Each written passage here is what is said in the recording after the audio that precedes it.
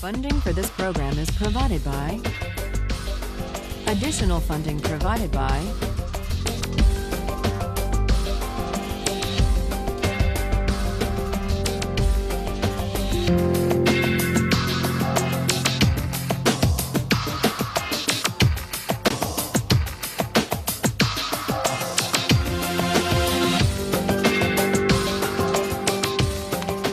When we ended last time, we were discussing Locke's idea of government by consent. And the question arose, what are the limits on government that even the agreement of the majority can't override? That was the question we ended with.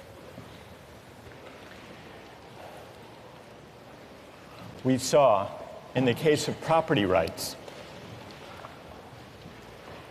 that on Locke's view, a democratically elected government has the right to tax people. It has to be taxation with consent because it does involve the taking of people's property for the common good. But it doesn't require the consent of each individual at the time the tax is enacted or collected. What it does require is a prior act of consent to join the society, to take on the political obligation. But once you take on that obligation, you agree to be bound by the majority. So much for taxation. But what you may ask about the right to life? Can the government conscript people and send them into battle? What about the idea that we own ourselves? Isn't the idea of self-possession violated if the government can, through coercive legislation and enforcement powers, say, you must go risk your life to fight in Iraq? What would Locke say? Does the government have the right to do that? Yes. In fact, he says in 139,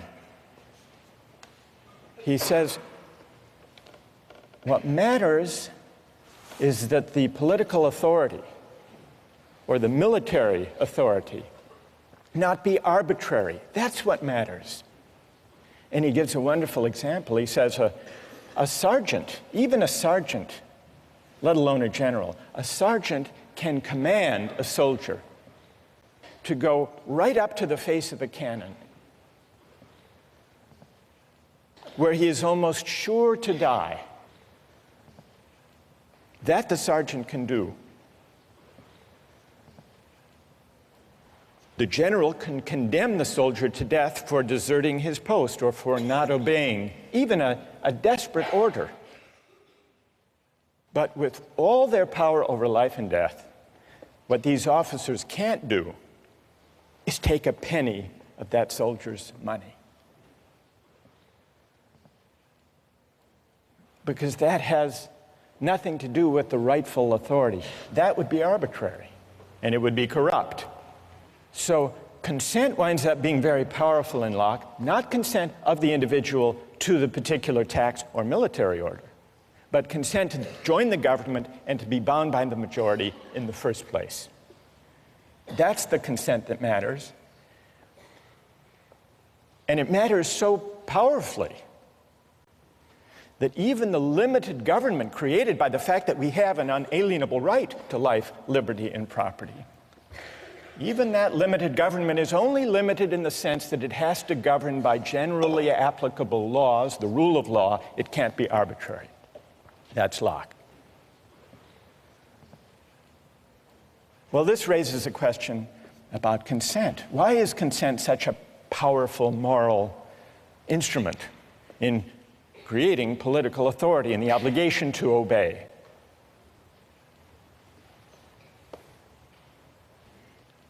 Today, we begin to investigate the question of consent by looking at a concrete case, the case of military conscription.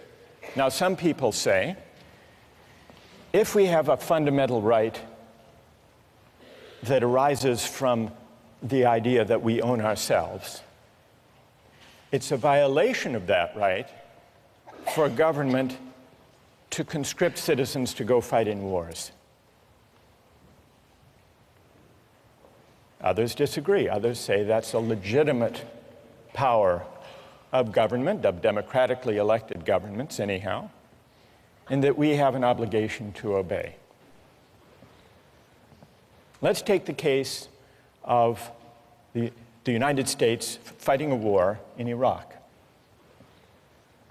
News accounts tell us that the military is having great difficulty meeting its recruitment targets. Consider three policies that the US government might undertake to deal with the fact that it's not achieving its recruiting targets. Solution number one, increase the pay and benefits to attract a sufficient number of soldiers. Option number two, shift to a system of military conscription.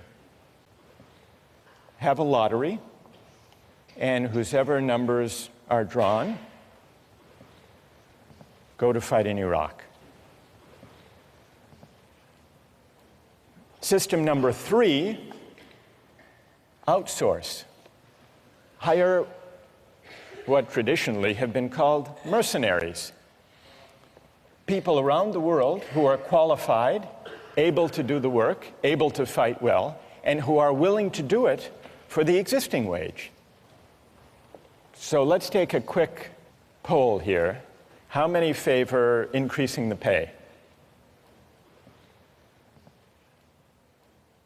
Huge majority. How many favor going to conscription? 1, 2. All right, maybe a dozen people in the room favor conscription. What about the outsourcing solution?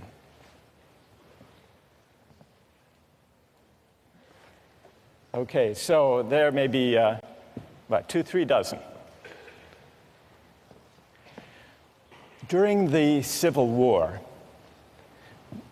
the Union used a combination of conscription and the market system to fill the ranks of the military to fight in the Civil War. It was a system that began with conscription, but if you were drafted and didn't want to serve, you could hire a substitute to take your place. And many people did. You could pay whatever the market required in order to find a substitute. People ran ads in newspapers, in the classified ads, offering $500, sometimes $1,000 for a substitute who would go fight the Civil War in their place. In fact, it's reported that Andrew Carnegie was drafted and hired a substitute to take his place for an amount that was a little less than the amount he spent in a year on fancy cigars. Now, I want to get your views about the Civil War system. Call it the hybrid system, conscription but with a buyout provision. How many think it was a just system? How many would defend the Civil War system? Anybody? One? Anybody else? 2, 3, 4, 5. How many think it was unjust? Most of you don't like the Civil War system. You think it's unjust. Let's hear an objection. Why don't you like it? What's wrong with it? Yes? Well, by paying $300 for to be exempt one time around, you're really putting a price on on valuing human life. And we established earlier that's really hard to do. So they're trying to accomplish something that really isn't feasible. Good. So paying someone $300 or $500 or $1,000 You're basically saying that's what their life is worth to you. That's what their life is worth. It's putting a dollar value on life. That's good. And what's your name? Liz. Liz. Well, who has an answer for Liz? You defended the Civil War system. What do you say? If you don't like the price, then you have the freedom to not be sold or hire. So it's completely up to you. And I don't think it's necessarily putting a specific price on you. And if it's done by himself, I don't think there's anything necessarily morally wrong with that. So the person who takes the $500, let's say, he's putting his own price on his life, or on the risk of his life, Right. and he should have the freedom to choose to do that. Exactly. What's your name? Jason? Jason, thank you. Now we need to hear from another critic of the Civil War system. Yes? It's a kind of coercion almost to people who have lower incomes. For Carnegie, he can totally ignore the draft. $300 Right. is, irrelevant in terms of his income. For Right. someone of a lower income, they're essentially being coerced to be drafted, or, it's probably they're not able to find a replacement. Or Tell me your name. Sam. Sam. All right, so you say, Sam, that when a poor laborer accepts $300 to fight in the Civil War, he is in effect being coerced by that money given his economic circumstances. Whereas Carnegie can go off, pay the money, and not serve. All right, I want to hear if someone has a reply to Sam's argument that what looks like a free exchange is actually coercive. Who has an answer to Sam? Go ahead. I'd actually agree with him in saying You that... agree with Sam? I agree with him in saying that it is coercion in the sense that it robs the individual of his ability to reason properly. Okay, and what's your name? Raul? All right, so Raul and Sam agree that what looks like a free exchange, free choice, voluntary act, is actually, it involves coercion. It's profound coercion of the worst kind because it falls so disproportionately upon one segment of the society. Good. All right. So Raul and Sam have made a powerful point. Who would like to reply? Who has an answer for Sam and Raul? Go ahead. I don't think that these drafting systems are really terribly different from, all volunteer army sort of recruiting strategies. The whole idea of, having benefits and pay for joining the army is, sort of a coercive strategy to get people to join. It is true that military volunteers come from disproportionately, lower economic status, and also, from certain regions of the country where you can use like the patriotism to try and coerce people to feel like it's the right thing to do to volunteer and go over to Iraq. And tell me your name. Emily. All right, Emily says, and Raul, you're going to have to reply to this, so get ready. Emily says, fair enough, there is a coercive element to the Civil War system when the laborer takes the place of Andrew Carnegie for $500. Emily concedes that. But she says, if that troubles you about the Civil War system, shouldn't that also trouble you about the volunteer army today? And before you answer, how did you vote on the first poll? Did you defend the volunteer army? I didn't vote. You didn't vote? No. By the way, you didn't vote. Did you sell your vote to the person sitting next to you? No. All right. So what would you say to that argument? I think that the circumstances are different and that there was conscription in the Civil War. There is no draft today. And I think that the volunteers for the Army today have a more profound sense of patriotism that is of an individual choice than those who were forced into the military in the Civil War. Somehow less coerced. Less coerced. Even though there is still inequality in American society, even though, as Emily points out, Yeah. the makeup of the American military is not reflective of the population as a whole. Let's just do an experiment here. How many here have either served in the military or have a family member who has served in the military? In this generation, not parents, family members, in this generation. And how many have neither served nor have any brothers or sisters who have served? Does that bear out your point, Emily? Yes. All right, now we need to hear from, most of you defended the idea of the all-volunteer military, overwhelmingly. And yet, overwhelmingly, people considered the Civil War system unjust. Sam and Raul articulated reasons for objecting to the Civil War system. It took place against a background of inequality, and therefore the choices people made to buy their way into military service were not truly free, but at least partly coerced. Then Emily extends that argument in the form of a challenge.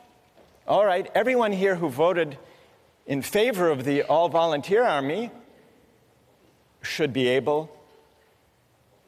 have to explain, well, what's the difference in principle? Doesn't the all-volunteer army simply universalize the feature that almost everyone found objectionable in the Civil War buyout provision? Did I state the challenge fairly, Emily? Yes. Okay, so we need to hear from a defender of the all-volunteer military who can address Emily's challenge. Who can do that? Go ahead.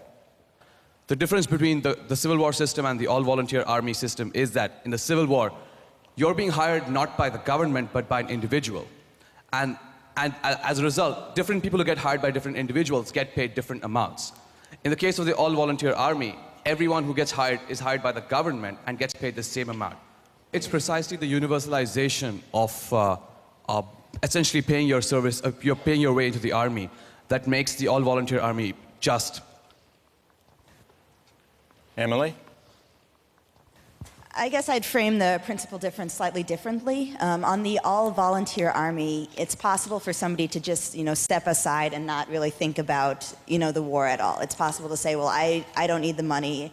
I don't need to have an opinion about this. I don't need to, feel obligated to take my part and defend my country. With a coercive system, with an explicit draft, then, there's the threat, at least, that every individual will have to make some sort of decision regarding military conscription, and perhaps in that way it's more equitable. It's true that Andrew Carnegie might not serve in any case, but in one he can completely step aside from it, and the other there's some level of responsibility. While you're there, Emily, so what system do you favor? Conscription? I would be hard-pressed to say, but I think so, because it makes the whole country feel a sense of responsibility for the conflict, instead of, having a war that's maybe ideologically supported by a few, but only if there's no, real responsibility. Good. Who wants to reply? Go ahead. So I was going to say that the fundamental difference between the all-volunteer army and then the army in the Civil War is that in the all-volunteer army, if you want to volunteer, that comes first, and then the pay comes after. Whereas in the Civil War system, the people who are accepting the pay aren't necessarily doing it because they want to. They're just doing it for the money first. What motivation beyond the pay do you think is operating in the case of the all-volunteer army? Like patriotism for the country. Patriotism. Well, what about and pay? a desire to defend the country. I mean, Right. there is some motivation in pay, but the fact that it's first and foremost an all-volunteer army will motivate them first, I think, personally. Do you think it's better, and tell me your name. Jackie? Jackie, do you think it's better if people serve in the military out of a sense of patriotism than just for the money? Yes, definitely, because the people that was one of the main problems in the Civil War Army, is that the people that you're getting to go in it, or to go to war, aren't necessarily people who want to fight, and so they won't be as good soldiers as they will be had they been there because they wanted to be. All right, what about Jackie's having raised the question of patriotism? That patriotism is a better or a higher motivation than money for military service. Who would like to address that question? Go ahead. Patriotism absolutely is not necessary in order to be a good soldier, because mercenaries can do just as good of a job as anyone who waves the American flag around and wants to defend what the government believes that we should do. Did you favor the outsourcing solution? Yes, sir. And all right, so let Jackie respond. What's your name? Philip. What about that, Jackie? So much for patriotism. If you've got someone whose heart is in it more than another person's, they're going to do a better job.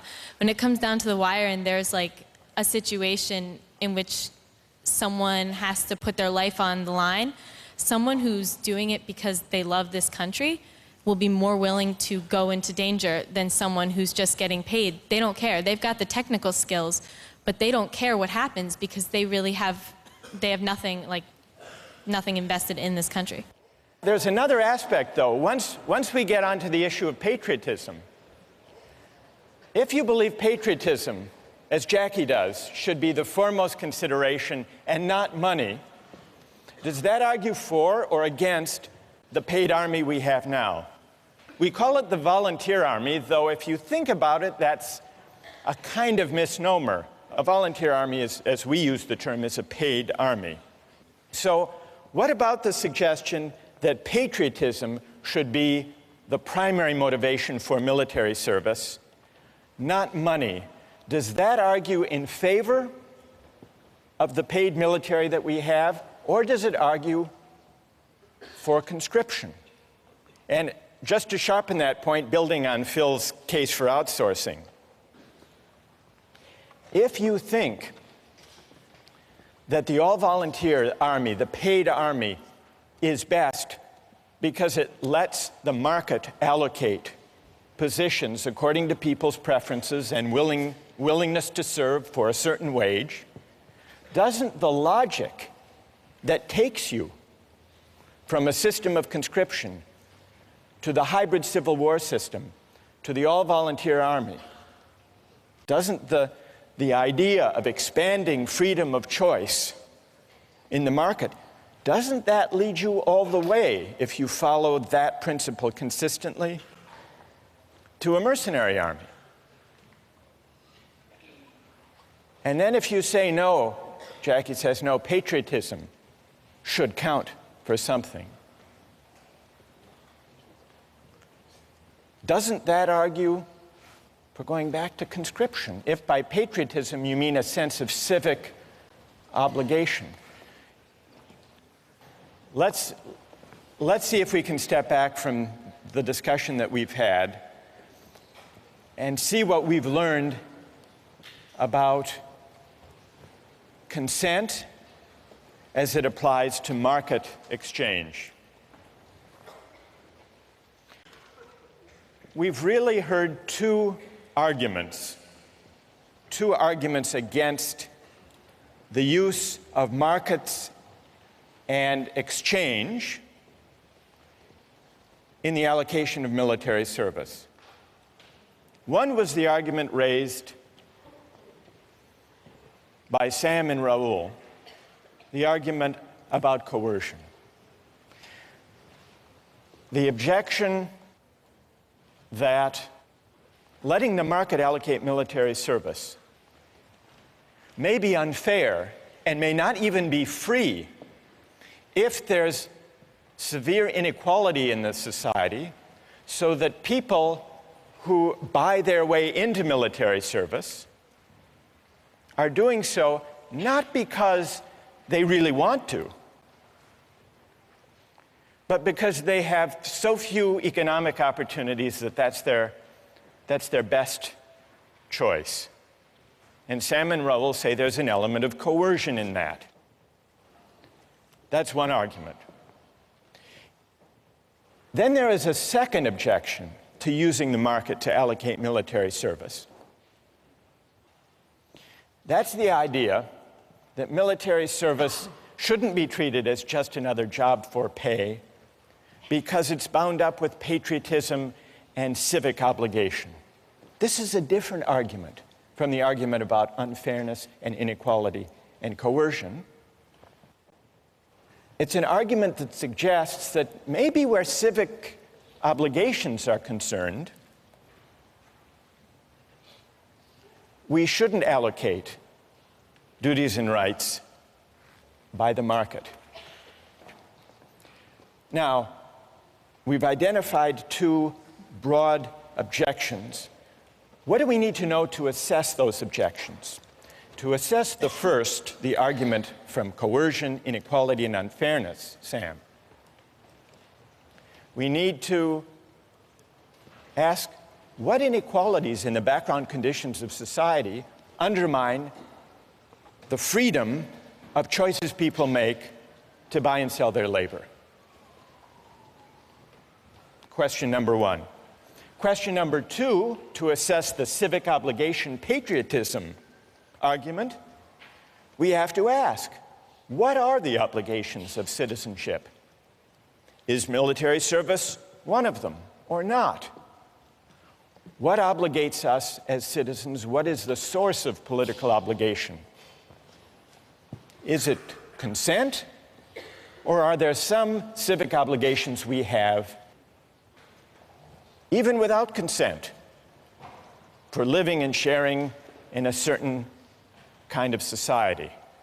We haven't answered either of those questions, but our debate today about the Civil War system and the all-volunteer army has at least raised them, and those are questions we're going to return to in the coming weeks.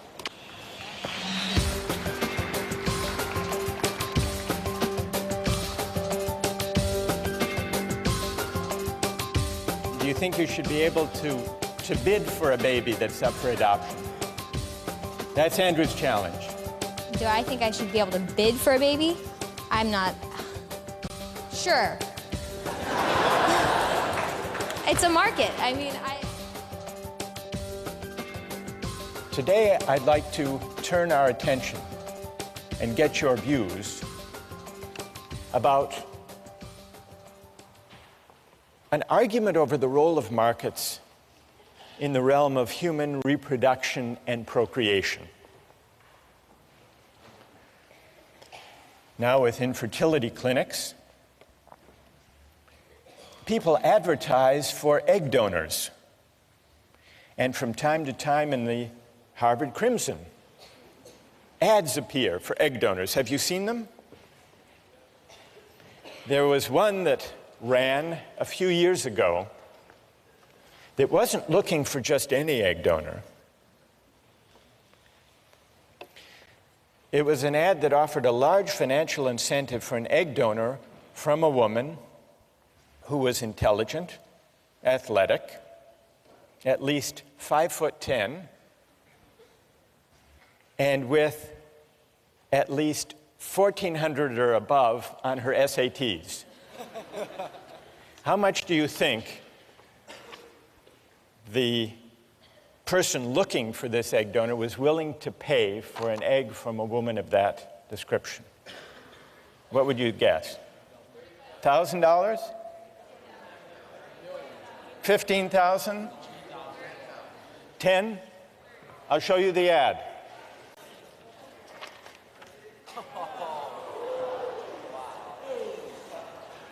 $50,000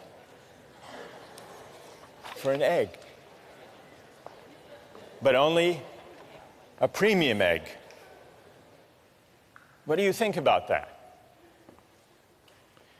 Well, there are also sometimes ads in the Harvard Crimson and other college newspapers for sperm donors. So the market in reproductive capacities is an equal opportunity market. Well, not exactly equal opportunity. They're not offering $50,000 for sperm. But there is a company, a large commercial sperm bank, that markets sperm. It's called California Cryobank. It's a for-profit company. It imposes exacting standards on the sperm it recruits. And it has offices in Cambridge between Harvard and MIT, and in Palo Alto near Stanford. Cryobank's marketing materials play up the prestigious source of its sperm. Here is from the website of Cryobank the information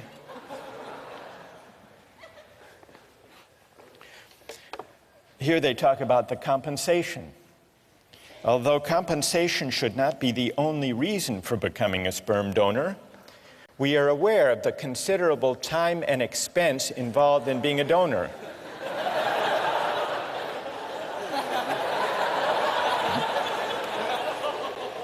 So, do you know what they offer? Donors will be reimbursed $75 per specimen, up to $900 a month if you donate 3 times a week. And then they add, we periodically offer incentives such as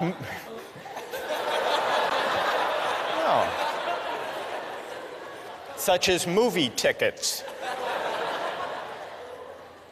or gift certificates for the extra time and effort expended by participating donors. It's not easy to be a sperm donor. They accept fewer than 5% of the donors who apply. Their admission criteria are more demanding than Harvard's. The head of the sperm bank said the ideal sperm donor is 6 feet tall, with a college degree, brown eyes, blonde hair, and dimples. For the simple reason that these are the traits that the market has shown the customers want. Quote, quoting the head of the sperm bank, if our customers wanted high school dropouts, we would give them high school dropouts. So here are 2 instances, the market in eggs for donation and the market in sperm, that raise a question about whether eggs and sperm should or should not be bought and sold for money. As you ponder that, I want you to consider another case involving a market and, in fact, a contract in the human reproductive capacity. And this is the case of commercial surrogate motherhood. And it's a case that wound up in court some years ago. It's the story of Baby M. It began with William and Elizabeth Stern, a professional couple, wanting a baby, but they couldn't have one on their own, at least not without medical risk to Mrs. Stern. They went to an infertility clinic where they met Mary Beth Whitehead, a 29-year-old mother of 2, the wife of a sanitation worker. She had replied to an ad that the center had placed, seeking the service of a surrogate mother. They made a deal. They signed a contract in which William Stern agreed to pay Mary Beth Whitehead a $10,000 fee, plus all expenses, in exchange for which Mary Beth Whitehead agreed to be artificially inseminated with William Stern's sperm, to bear the child, and then to give the baby to the Sterns.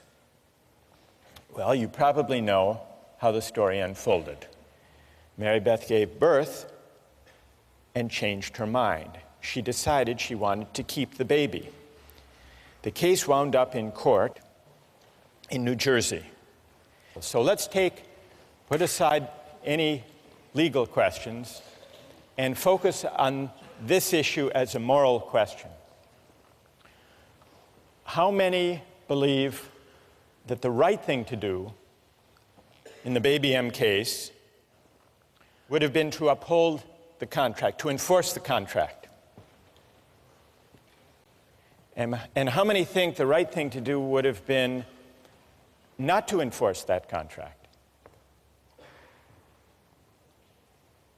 So it's about, the majority say enforce.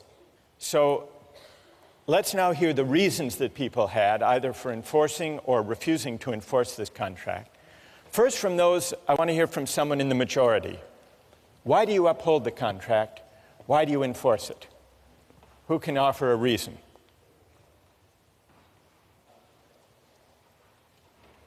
Yes. Stand up.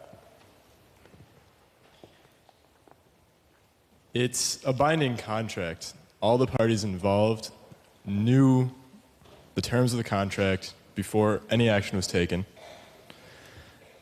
It's a voluntary agreement. The mother knew what she was getting into. All four intelligent adults, regardless of formal education, whatever. So it makes sense that if you know what you're getting into beforehand and you make a promise, you should uphold that promise in the end. Okay. A deal is a deal, in other words. Exactly. And what's your name? Patrick. Is Patrick's reason the reason that most of you in the majority favored upholding the contract? Yes? All right, let's hear now someone who would not enforce the contract. What do you say to Patrick? Why not? Yes. Well, I mean, I agree. I think contracts should be upheld when all the parties know all the information. But in this case, I don't think there's a way a mother, before the child exists, could actually know how she's going to feel about that child. So I don't think the mother actually had all the information. She didn't know the person that was going to be born and didn't know how much she would love that person. So that's my argument. So you would not, and what's your name? Evan Wilson. Evan says he would not uphold the contract because when it was entered into, the surrogate mother couldn't be expected to know in advance how she would feel. So she didn't really have the relevant information when she made that contract. Who else? Who else would not uphold the contract? Yes. I also think that a contract should generally be upheld, but I think that the child has an inalienable right to its actual mother, and I think that if that mother wants it, then that child should have the right to that mother. You mean the biological mother, not the adoptive mother? Right. And why is that? First of all, tell me your name. Anna? Anna. Why is that, Anna? Because I think that that bond that is created by nature is stronger than any bond that is created by, a contract. Good. Thank you. Who else? Yes. I disagree. I don't think that a child has an inalienable right to her biological mother. I think that adoption and surrogacy are both legitimate trade-offs. And I agree with the point made that it's a voluntary agreement. An individual made it. It's a voluntary agreement. And you can't apply coercion to this argument. You can't apply the objection from coercion to this argument. Correct. What's your name? Kathleen. Kathleen, what do you say to Evan that though there may not have been, Evan claimed that the consent was tainted not by coercion, but by lack of adequate information. She couldn't have known the relevant information, namely how she would feel about the child. What do you say to that? I don't think the emotional content of her feelings plays into this. I think in a case of law, in the justice of this scenario, her change of feelings are not relevant. If I give up my child for adoption and then I decide later on that I really want that child back, too bad. It's a trade-off. It's a trade-off that the mother has made. So a deal is a deal. You agree with Patrick? I agree with Patrick. A deal is a deal. Yes. Good. Yes. I would say that, though I'm not really sure if I agree with the idea that the child has a right to their mother, I think the mother definitely has a right to her child. And I also think that there are some areas where market forces shouldn't necessarily penetrate. I think that the whole surrogate mother area smacks a little bit of dealing in human beings. It seems dehumanizing, and it doesn't really seem right. So that's my main reasoning. And tell us your name. I'm Andrew. Andrew, what is dehumanizing about buying and selling the right to a child for money? What is dehumanizing about it? Well, because you're buying someone's biological right. I mean, you can't, in the law, as it's stated, you can't sell your own child. Like, were you to have a child, I believe that the law prohibits you selling it to another person or selling it So this is to like slavery. baby selling. Right. To a certain extent. I mean, though there is a contract with another person, you've made agreements and whatnot, there is an undeniable emotional bond that takes place between a mother and a child. And it's wrong to simply ignore this because you've written out something contractually. All right, you want to reply to Andrew? Stay there. You point out there's an undeniable emotional bond. I feel like in this situation, we're not necessarily arguing against adoption or surrogacy in itself. We're just sort of pointing out the emotional differences. Well, but wait, I mean, it's easy to break everything down to numbers and say, oh, we have contracts like you're buying and selling a car. But there are underlying emotions. I mean, you're dealing with people. I mean, these are not objects to be bought and sold. All right, what about Andrew's claim that this is like baby selling? I believe that adoption and surrogacy should be permitted. Whether or not I actually will partake in it is not really relevant, but I think that the government should give its citizens the rights to allow for adoption and surrogacy. But adoption is not, according to Is the law. adoption baby selling?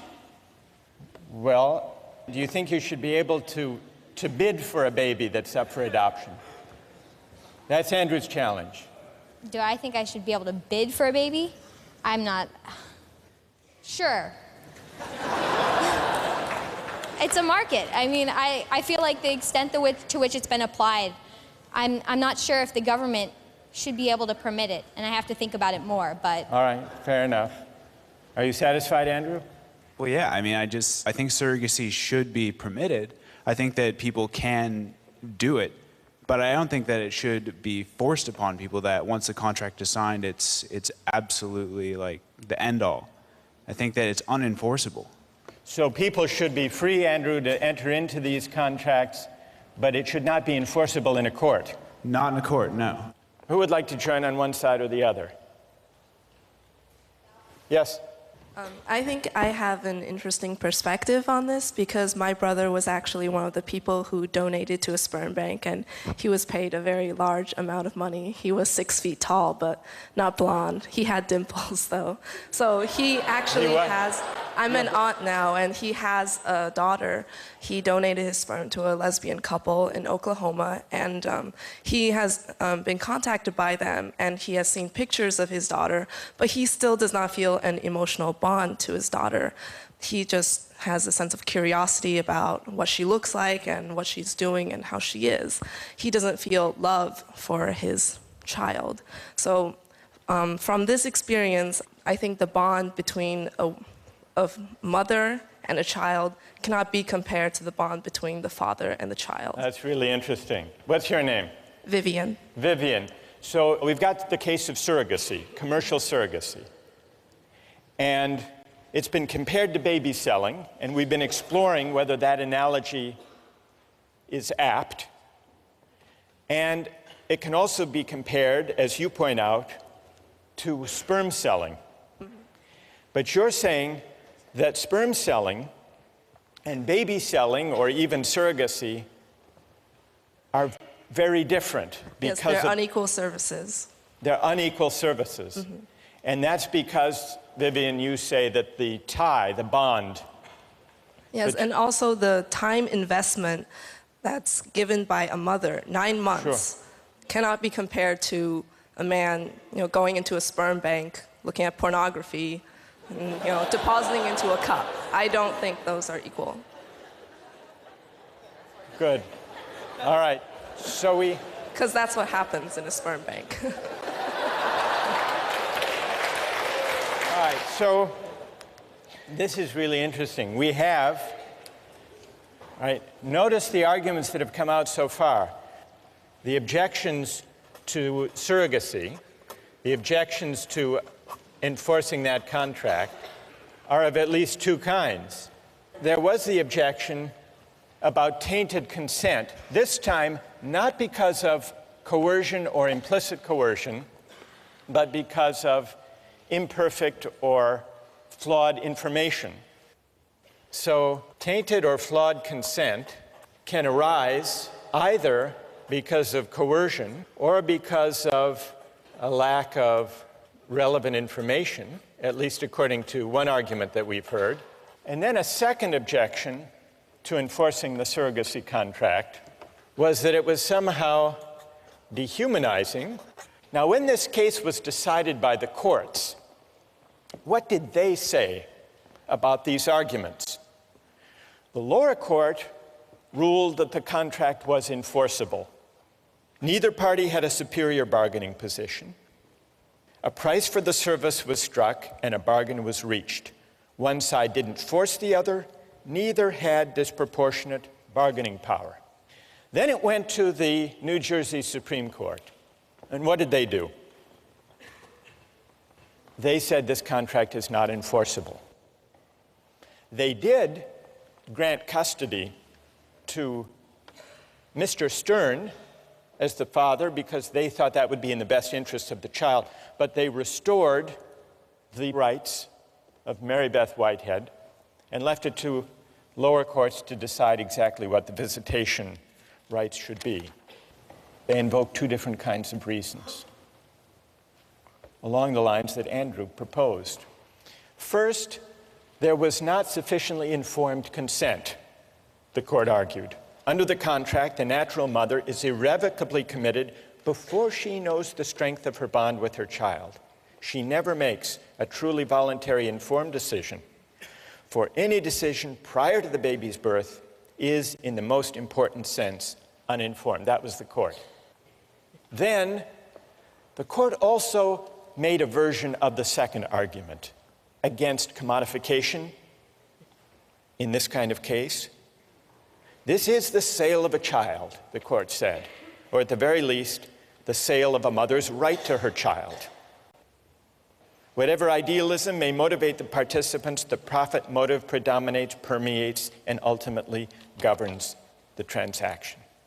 And so regardless, the court said, regardless of any argument about consent or flawed consent or full information, there are some things in a civilized society that money can't buy. That's what the court said in voiding this contract.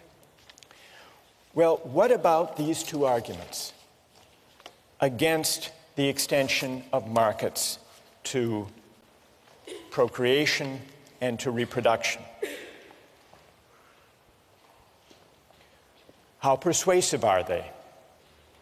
There was, it's true, a voluntary agreement, a contract struck between William Stern and Mary Beth Whitehead. But there are at least two ways that consent can be other than truly free. First, if people are pressured or coerced to give their agreement. And second, if their consent is not truly informed. And in the case of surrogacy, the court said, a mother can't know, even one who already has kids of her own, what it would be like to bear a child and give it up for pay.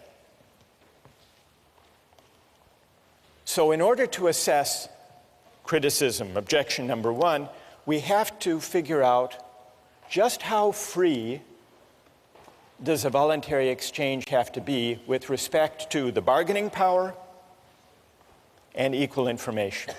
Question number one, how do we assess the second objection? The second objection is more elusive, it's more difficult. Andrew acknowledged this, right? What does it mean to say there is something dehumanizing to make childbearing a market transaction? Well, one of the philosophers we read on this subject, Elizabeth Anderson, tries to bring some philosophical clarity to the unease that Andrew articulated. She said, by requiring the surrogate mother to repress whatever parental love she feels for the child, surrogacy contracts convert women's labor into a form of alienated labor. The surrogate's labor is alienated because she must divert it from the end which the social practices of pregnancy rightly promote, namely an emotional bond with her child. So what Anderson is suggesting is that certain goods should not be treated as open to use or to profit. Certain goods are properly valued in ways other than use. What are other ways of valuing and treating goods that should not be open to use? Anderson says there are many: respect, appreciation, love, honor, awe, sanctity. There are many modes of valuation beyond use, and certain goods are not properly valued if they're treated simply as objects of use. How do we go about evaluating that argument of Anderson? In a way, it takes us back to the debate we had with utilitarianism. Is use the only proper way of treating goods, including life, military service, procreation, childbearing? And if not, how do we figure out? How can we determine what modes of valuation are fitting or appropriate to those goods? Several years ago, there was a scandal surrounding a doctor, an infertility specialist in Virginia named Cecil Jacobson. He didn't have a donor catalog because, unknown to his patients, all of the sperm he used to inseminate his patients came from one donor, Dr. Jacobson himself. At least one woman who testified in court was unnerved at how much her newborn daughter looked just like him. Now, it's possible to condemn Dr. Jacobson for failing to inform the women in advance. That would be the argument about consent. The columnist Ellen Goodman described the bizarre scenario as follows. Dr. Jacobson, she wrote, gave his infertility business the personal touch. But now the rest of us, she wrote, are in for a round of second thoughts about sperm donation. Goodman concluded that fatherhood should be something you do, not something you donate. And I think what she was doing, and what the philosopher Elizabeth Anderson is doing, and what Andrew was suggesting with his argument about dehumanization, is pondering whether there are certain goods that money shouldn't buy, not just because of tainted consent, but also perhaps because certain goods are properly valued in a way higher than mere use. Those, at least, are the questions we're going to pursue with the help of some philosophers in the weeks to come.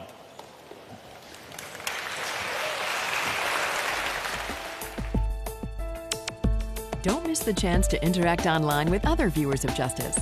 Join the conversation, take a pop quiz, watch lectures you've missed, and learn a lot more. Visit justiceharvard.org. It's the right thing to do.